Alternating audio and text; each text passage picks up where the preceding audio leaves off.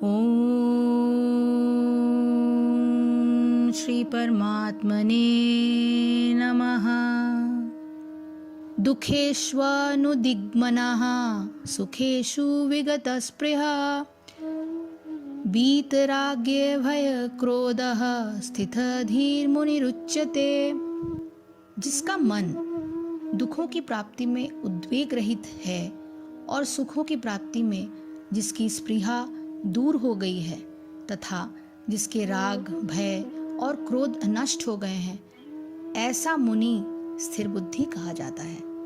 जो त्रय तापों के होने पर भी मन में विचलित नहीं होता अथवा सुख में प्रसन्न नहीं होता और जो आसक्ति, भय तथा क्रोध से मुक्त है, वह स्थिर मन वाला मुनि कहलाता है।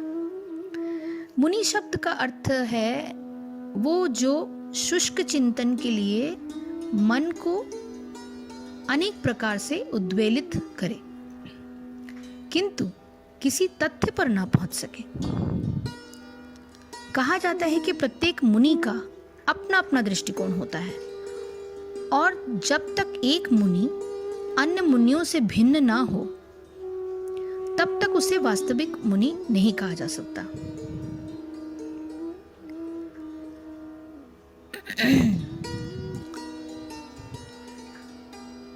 मुनि जो है वो सदैव कृष्ण भावना भावित रहता है क्योंकि वो सारा सृजनात्मक चिंतन पूरा कर चुका होता है। वह प्रशांत निःशेष मनोरथांतर कहलाता है,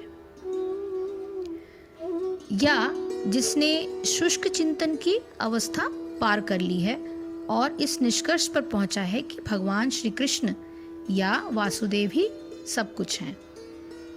वासुदेवः सर्वामिति स महात्मा सुदुर्लभः, वो स्थिर चित्त मुनि कहलाता है। ऐसा कृष्ण भावना भावित व्यक्ति तीनों तापों के संघात से तनिक भी विचलित नहीं होता क्योंकि वह इन कष्टों को भगवत कृपा के रूप में लेता है और पूर्व पापों के कारण अपने को अधिक कष्ट के लिए योग्य मानता है और वह देखता है कि उसके सारे दुख भगवत कृपा से रंच मात्र रह जाते हैं। इस प्रकार जब वो सुखी होता है तो अपने को सुख के लिए अयोग्य मानकर इसका भी श्रेय भगवान को ही दे देता है। वो सोचता है कि भगवत कृपा से ही वो ऐसी सुगत स्थिति में है और भगवान की सेवा और अच्छी तरह से कर सकता है, और भगवान की सेवा के लिए तो वो सदैव साहस के लिए सन्नद्ध रहता है।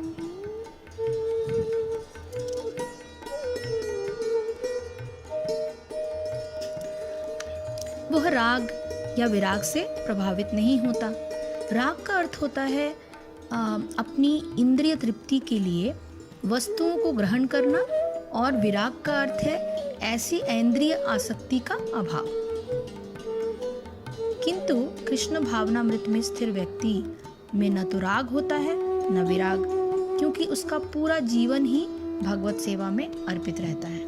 फलतः सारे प्रयास असफल रहने पर भी वह क्रुद्ध नहीं होता। चाहे विजय हो या ना हो, कृष्ण भावना भावित व्यक्ति अपने संकल्प का बहुत ही पक्का होता है। तो स्थितप्रज्ञ जो मन है उसका स्वरूप क्या है? मन में किसी भी तरह का उद्वेग न होना, मन में उठने वाली सारी कामनाओं का दमन कर पाना, जिसके कारण बाहर दिखने वाली जो सुख की प्राप्ति की आशा है उसकी इच्छा न होना। तो एक अलग तरीके से इसको अगर समझाया जाए कि राग, भय और क्रोध, इन तीनों के नष्ट हो जाने पर मनुष्य स्थितप्रज्ञ हो जाता है। राग मन का वो भाव है जिसके कारण किसी भी वस्तु की प्राप्ति अथवा घटना का बार बार होना मनुष्य को अच्छा लगता है। भय उस वृत्ति को कहते हैं जो प्रतिकूल की आशंका से मन में उठती है और क्रोध मन की वो वृत्ति है, उस समय उठती है जब किसी वस्तु के सुख लाभ की आशा होने पर उसकी प्राप्ति में कोई विघ्न उपस्थिति हो जाता है। स्थिर बुद्धि मनुष्य इन तीनों प्रकार के उद्योगों से मुक्त होता है। यह सर्वत्र अनभिस्नेहा तथा तत्प्राप्य शुभ अशुभम अभिनंदन्ति न द्वेष्टि तस्य प्रज्ञा प्रतिष्ठिता। इस भौतिक जगत में जो व्यक्ति न तो शुभ की प्राप्ति से हर्षित होता है और न अशुभ के प्राप्ति होने पर उससे घृणा करता है, वह पूर्ण ज्ञान में स्थित होता है। भौतिक जगत में सदा ही कुछ न कुछ उथल पुथल होती रहती है। उसका परिणाम अच्छा हो या बुरा, जो ऐसी उथल पुथल से विचलित नहीं होता, उसे अच्छे या बुरे से अप्रभावित रहता है, उसे कृष्ण भावनामृत में स्थिर समझना चाहिए। जब तक मनुष्य के इस भौतिक संसार में स्थान है, तब तक अच्छाई या बुराई की संभावना रहती है, क्योंकि यह संसार द्वैत यानी द्वंद्वों से परिपूर्ण है।